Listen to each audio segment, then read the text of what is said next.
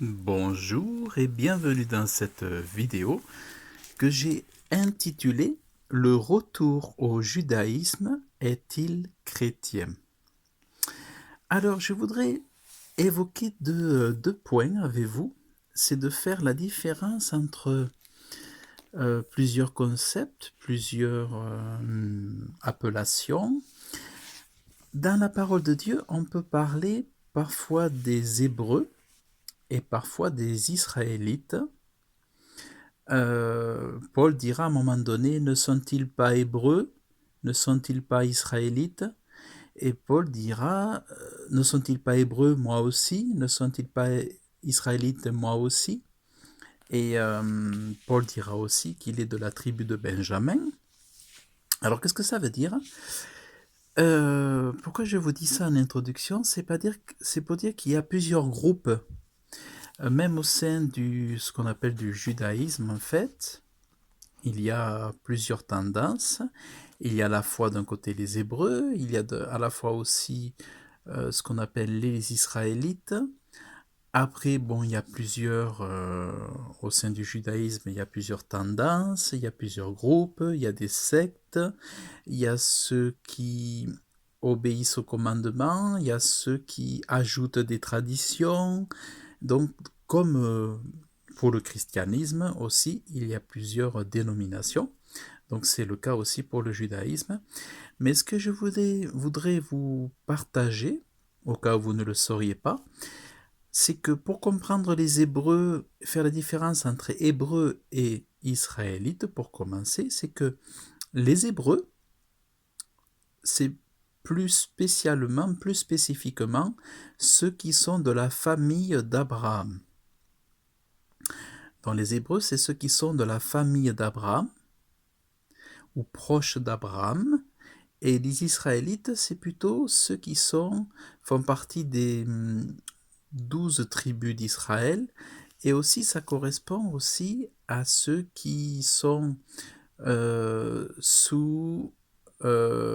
qui sont entrés sous les lois de Moïse aussi, enfin sous les lois que Dieu a données à Moïse.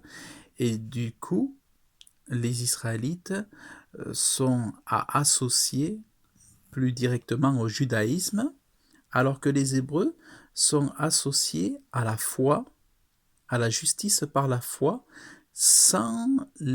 hors des commandements de Moïse. Le judaïsme, en fait, c'est vraiment à l'image de...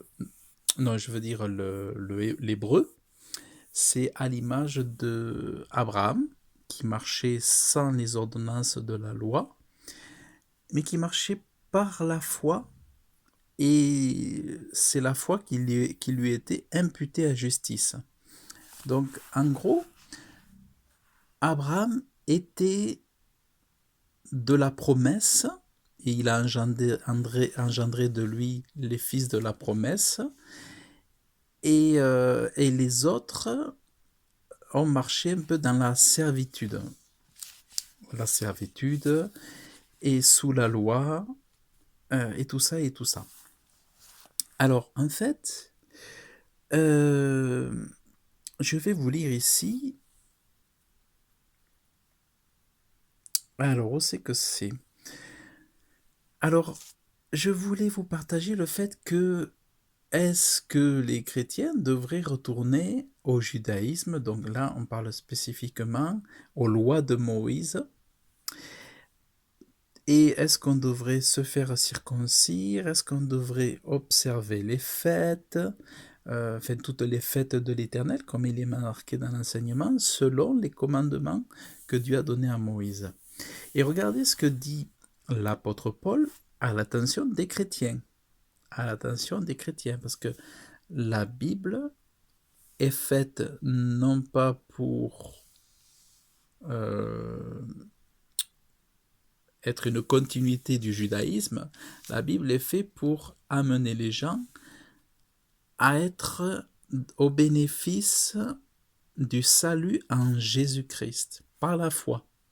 Et aujourd'hui, on est par la foi, on est revenu à la foi sous le modèle d'Abraham. Le modèle de l'Abraham, c'est le modèle hébreu, où la justice est obtenue non par les commandements de la loi donnée à Moïse, mais par la loi de la justice. En fait, on parle même de la loi de la liberté, c'est-à-dire on est libéré de toutes les choses de la loi de Moïse, vous voyez, parce c'est la liberté. Bon, là, on a le titre de liberté évangélique, mais on est libéré de tout le poids des lois mosaïques. C'est pour la liberté que Christ nous a libérés. Et il est parlé aussi, frères, vous êtes appelés à la liberté. Donc c'est par rapport au poids de la loi de Moïse, que Dieu a donné à Moïse, parce que ce n'était pas la loi de Moïse, parce qu'aussi il est écrit dans Acte 15 au verset 10, « Maintenant donc, pourquoi tentez-vous Dieu en mettant sur le cou des disciples un joug qui ni nos pères ni nous n'avons pu porter, mais nous croyons être sauvés par la grâce du Seigneur Jésus-Christ. » En fait, il y en a, ils voudraient ramener les chrétiens à la loi, mais Paul dit, pourquoi est-ce que vous les ramener à la loi, à l'observance de toute la loi, alors que la plupart n'ont pas pu la supporter et s'y accommoder.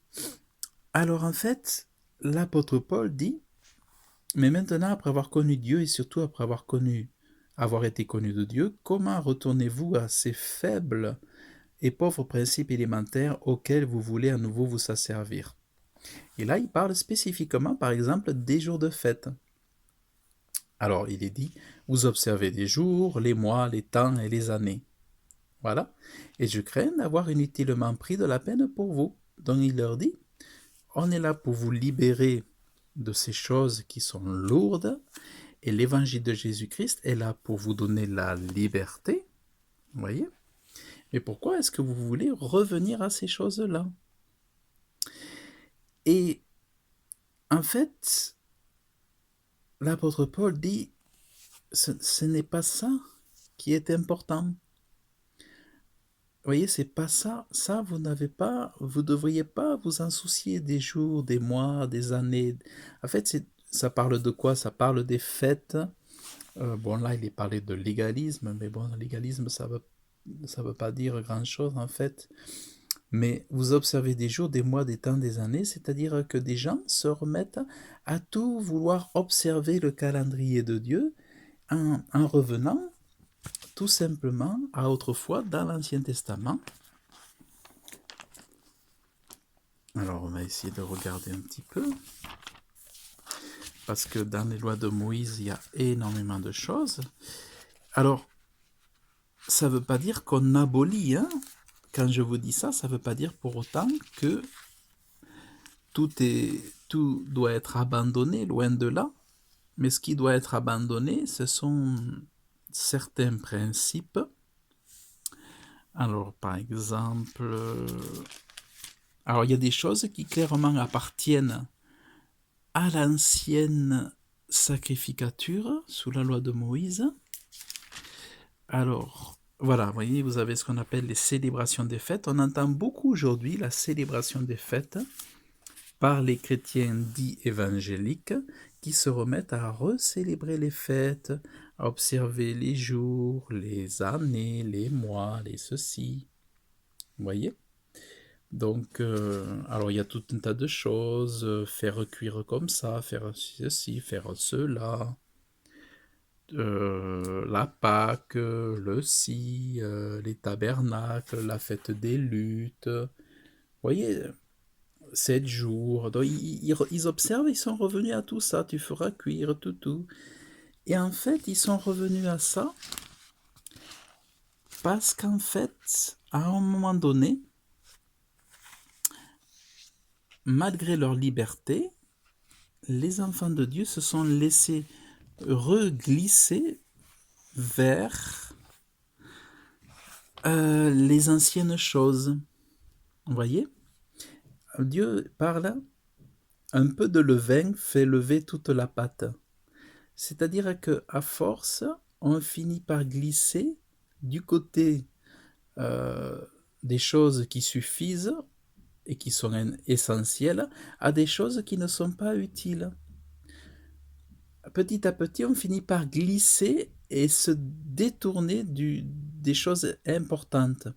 Au lieu de fêter les fêtes, se préparer à faire ceci, faire cela, les préparations, les jours, les mois, ceci, cela, mais Dieu préfère qu'on mette son énergie à évangéliser. La simplicité, pourquoi il y a cette simplicité? C'est parce que le temps est court et Dieu veut que nous utilisions les temps qui nous restent pour sauver des âmes, pour prêcher le royaume de Dieu, et non pas pour fêter des fêtes, faire des ceci, préparer cela, acheter ceci, tel ingrédient, tel jour, telle date, et ceci et cela, parce que tout ça, c'est revenir à des choses de la chair, c'est revenir à de l'esclavage, à des choses de la loi qui tenaient les gens sous la servitude. Vous voyez? Regardez. Car il est écrit qu'Abraham eut 2 fils, un de la femme esclave et l'un de la femme libre. Mais celui de l'esclave fut engendré selon la chair et celui de la femme libre en vertu de la promesse. Donc, il y a la femme libre, c'est la promesse, c'est tel qu'Abraham, sans les commandements de la loi de Mosaïque, mais Abraham était juste, il était saint, il marchait hors du péché, vous voyez, mais il avait les lois de Dieu dans son cœur et Dieu lui parlait. Il y a une allégorie car ces femmes sont 2 alliances, l'une celle du mont Sinaï, enfante pour l'esclavage. Donc l'esclavage, c'est l'observation des lois, tout ça. Agar, c'est le mont Sinaï en Arabie, et elle correspond à la Jérusalem actuelle, c'est-à-dire au judaïsme, avec tout encore l'ancien modèle, loin de la foi en Jésus-Christ. Elle est dans l'esclavage avec ses enfants. Ça, c'est l'esclavage, vous voyez. Mais la Jérusalem d'en haut, la spirituelle, conduite par le Saint-Esprit, par le ministère du Saint-Esprit, c'est elle qui est notre mère. Vous voyez? Donc nous, on est la spirituelle, la libre, libérée des fêtes, libérée des coutumes, on est libre des traditions des hommes, mais le temps est compté pour le salut des âmes. Nous enseignons l'évangile de Jésus-Christ, pas pour perdre du temps à des choses dans lesquelles nous serions esclaves. Dans l'évangile, les choses sont dans la simplicité. Finalement, Dieu nous demande peu de choses contraignantes par rapport à des commandements, à des instructions, ceci, cela. C'est très simple, c'est de la simplicité, mais les gens reviennent au compliqué, à la servitude, à l'esclavage. Les chrétiens reviennent à des fêtes, certains reviennent à la circoncision, vous voyez? Donc,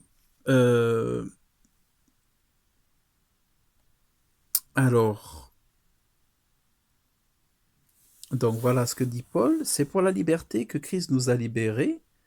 Demeurez donc fermes et ne vous remettez pas de nouveau sous le joug de l'esclavage. Voici, moi, Paul, je vous dis que si vous faites circoncire, Christ ne vous servira de rien. Et quand il est parlé de circoncision, il est parlé aussi de l'ancien modèle. La circoncision, c'est l'ancien modèle, c'est revenir quelque part à du judaïsme. Et le judaïsme, c'est pas quelque chose à critiquer. C'est l'ancien modèle. Ce qu'on peut critiquer, c'est peut-être effectivement les traditions qui ont été ajoutées au judaïsme. Ce qu'on peut critiquer, c'est l'hypocrisie. Mais le judaïsme n'est pas à critiquer puisque c'est Dieu qui l'avait voulu pour un temps, pour un peuple. Donc moi aujourd'hui, je ne juge pas les fêtes, je ne condamne pas le judaïsme, je ne le critique pas. Je trouve qu'il était parfait pour le temps voulu par Dieu. Mais hors de ce temps, il est désuet parce que le salut se trouve en Jésus-Christ. Et retourner à vouloir fêter les fêtes, à vouloir faire ceci, cela, c'est glisser,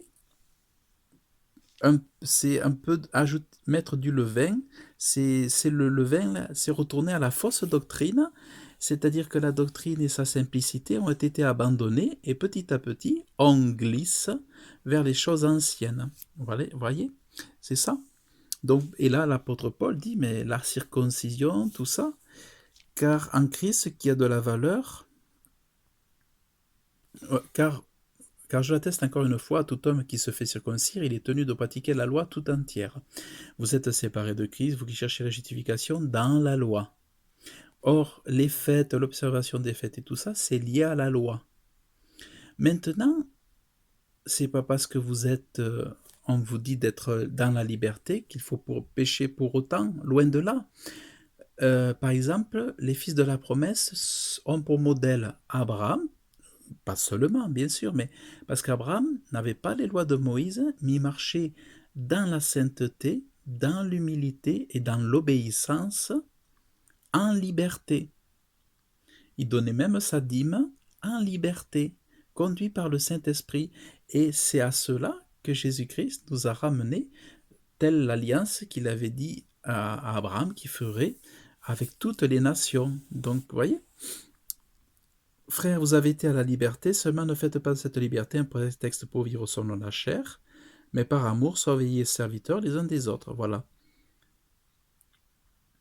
Je dis donc, marchez par l'esprit, et vous n'accomplirez point les désirs de la chair. Donc, tout ça pour dire, regardez ce que dit donc l'apôtre Paul. Il y en a, ils disaient, oui, mais il faut revenir à l'ancien modèle, il faut revenir à la circoncision, il faut faire ceci, il faut faire cela, il faut garder la loi de Moïse, il y en a qui disaient. Et l'apôtre Paul a dit, pourquoi tentez-vous Dieu en marchant sur le cou des disciples, en mettant sur le cou des disciples un joug qui ni nos pères ni nous n'avons pu porter, mais si nous croyons être sauvés par la grâce du Seigneur Jésus-Christ, de la même manière qu'eux aussi. Et alors, c'est pour ça, dans la conclusion, je vais vous lire la conclusion, c'est pourquoi moi je suis d'avis de ne pas inquiéter ceux des nations qui se tournent vers Dieu, mais de leur écrire qu'ils s'abstiennent des souillures des idoles, de la fornication et de ce qui est étouffé du sang. Voilà. Donc en fait, au lieu de toutes les ordonnances des lois mosaïques, l'apôtre Paul et les autres, après s'être entendus dans les réunions, ont dit non, il ne faut pas qu'ils se remettent à observer les lois de Moïse et tout ça. Il ne faut pas inquiéter les nations qui se tournent vers Dieu, mais de leur dire, ben, ils s'abstiennent des souillures, des idoles, ne pas aller vers les idoles, vers les autres dieux, ne pas aller vers la fornication et ne pas boire du sang, enfin, ou manger du sang, et que la viande soit cuite à l'étouffée, voilà. Mais ne pas les mettre sous la circoncision, ne pas les mettre sous tout ça, sur tout un tas de fardeaux. Laissez-les dans la liberté. Voilà. Et après, ils sont allés donner ce message aux autres. Vous voyez? Parce que ça avait commencé comme ça, quelques-uns étant descendus de Judée enseignaient les frères disant, si vous n'avez pas été circoncis selon l'usage de Moïse, vous ne pouvez être sauvés. Vous voyez, donc on faisait croire aux gens que s'ils se remettaient pas, s'ils se judaïsaient pas de nouveau, eh bien ils seraient perdus. Et donc les apôtres ont combattu cela. Euh, Certains vous ont troublé par des discours bouleversants vos âmes, disant qu'il faut être circoncis, garder la loi auquel nous n'avons donné aucun ordre. Il nous a semblé bon, étant tous d'accord, de choisir parmi nous des hommes et de les envoyer vers vous, avec nos bien-aimés Barnabas et Paul, hommes qui ont exposé leur vie pour le nom de notre Seigneur Jésus-Christ. Nous avons donc envoyé Judas et Silas qui vous annoncent de bouche les mêmes choses, car il a semblé bon au Saint-Esprit et à nous de ne mettre sur aucun autre, sur vous, aucun autre fardeau que ces choses-ci qui sont nécessaires. Voyez, donc pas de fardeau si ce n'est qu'on s'abstienne des choses sacrifiées aux idoles, du sang et de ce qui est tout fait, et de la fornication. Si vous vous gardez de ces choses, vous ferez bien, portez-vous bien. Et voilà, c'est pour ça que le retour au judaïsme n'est pas chrétien. Vous voyez? Le retour au judaïsme n'est pas chrétien. C'est juste de l'orgueil, finalement, qu'on veut faire passer pour de l'humilité ou de l'amour de Dieu, sauf que Dieu ne le demande pas. L'humilité, c'est la foi en la parole de Dieu. L'humilité, c'est un retour à la parole de Dieu. C'est prendre le message tel qu'il est donné, c'est pas d'en ajouter et parce qu'ensuite on se croit meilleur que les autres, on se croit plus sain que les autres parce qu'on fait ceci, on fait cela, on a compris ceci, on a compris cela. Non, la simplicité comme des petits-enfants. Comme des petits-enfants, demeurez comme des petits-enfants. Et en plus, si vous aimez Dieu, si vous demeurez sans ajouter le levain des pharisiens ou tout ça, Dieu vous donnera de nombreux secrets. Il y a beaucoup de choses passionnantes dans la parole de Dieu telle qu'elle est. Mais toutefois, évidemment, la simplicité, comme dit l'apôtre Paul, c'est pas une raison pour marcher dans le péché, au contraire. Mais c'est pour dire que c'est pas la peine de vous mettre des jougs par-dessus vous, mais soyez des chrétiens, pas des judaïsants, des gens qui reviennent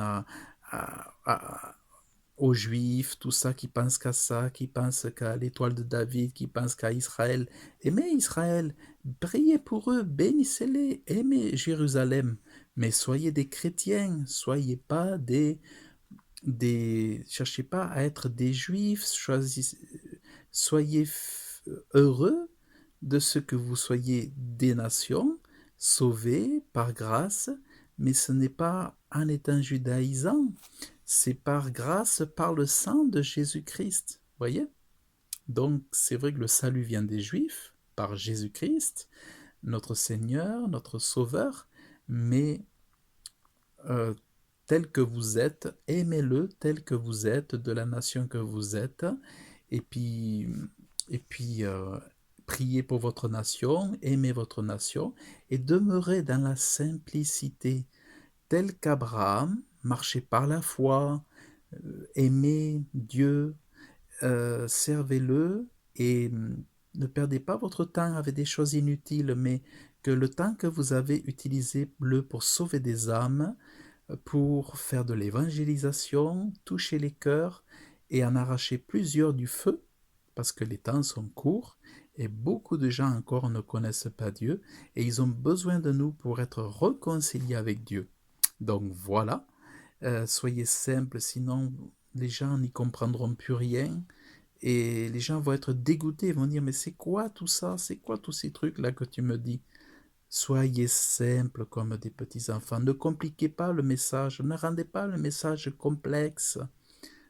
Sinon, vous les empêcherez de rentrer dans le royaume de Dieu. Donc, vraiment, marchez dans la liberté. Et je reste sur les paroles de Paul. Frères, vous êtes appelés à la liberté.